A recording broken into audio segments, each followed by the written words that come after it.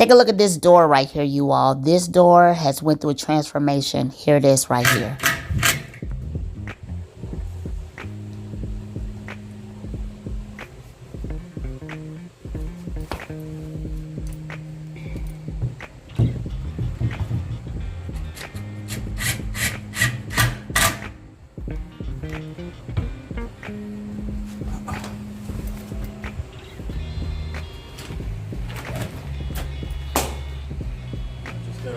On the frame a little bit.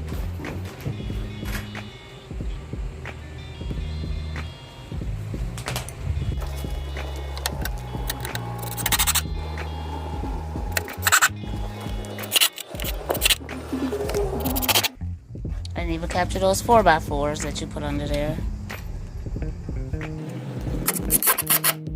All right, you all. So basically what happened is Winmar took out the existing or the old steel fire rated door.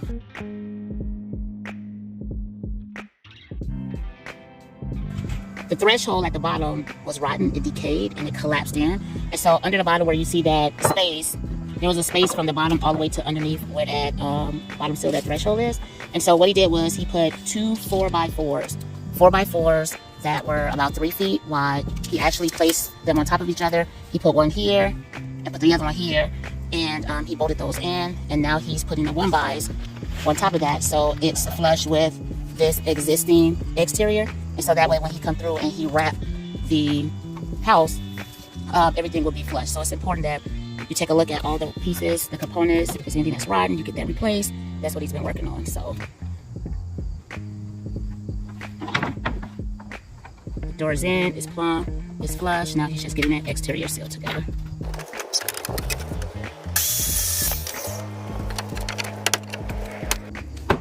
Oh, that's a tight fit there.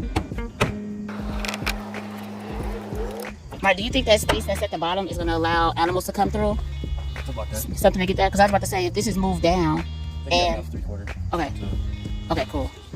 Because I was about to say, if that's down here, this will stop anything from going through. You know what I mean? It'll just be a space here where this is versus down here at the bottom. I'll put another 2x4 on top of this. Okay. So, and I think we have enough 3/4.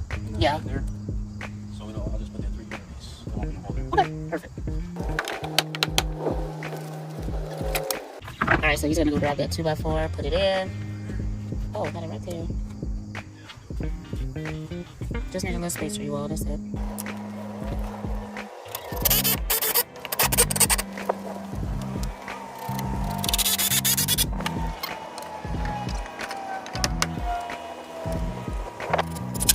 You know what, now that I think about it, I forgot that the plywood will be over that anyway. I didn't even think about it. Okay, got you.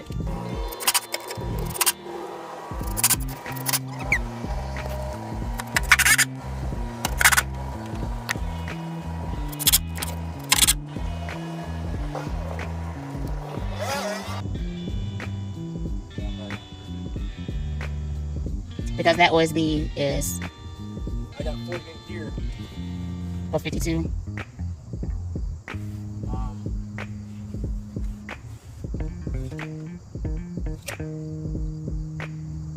Could you use that 48? Can you use this 48 right here? And when you cut it here, just take this extra piece right there to make the 52? Because you're not going to use this entire width though, or are you? Oh, so you're going to have to rip this anyway. Yeah, I could cut this down, but then I'm going to have to put a little patch in here. Gotcha. Whatever's left. Okay. I mean, because you're going over with stuff anyway.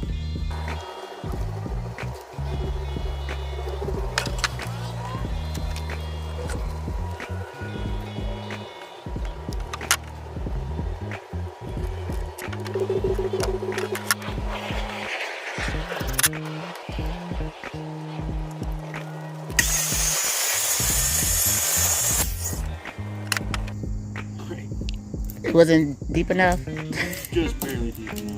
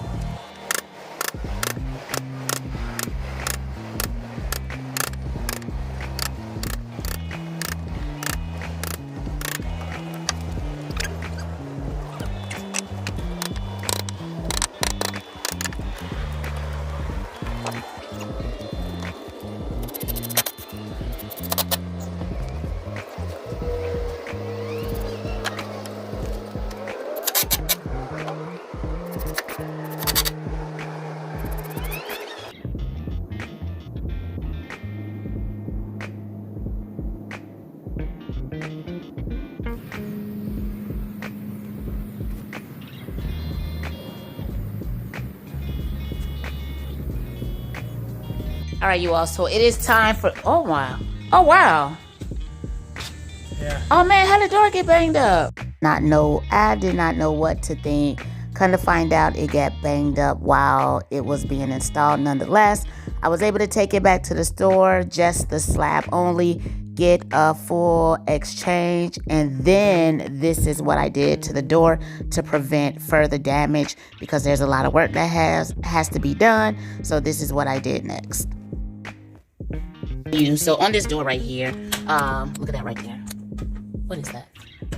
So to avoid the guys, let me open this door. To avoid the guys or the workers from banging up the door when they work, I created this contraption right here. So what I did was I took 2 joist hangers because those were something that was wide enough, and I took 2 pieces of plywood, cut it 30 inches, screwed them, and so now, and on the back, I secured these screws by putting some kind of foam padding on the back, just in the area where it touches at the top of the door as well. And so that way, if someone was to come in with materials, instead of pushing the door with the materials, denting the door, this right here protects the door. And so that way they can pull the drywall in, pull the plywood in this case in, or pull the whatever they have to pull in, and they don't have to worry about damaging the door because the door already got damaged once. And other than that, they will have to pay for the door. So, yep, that's what I just made. Yep, that's it.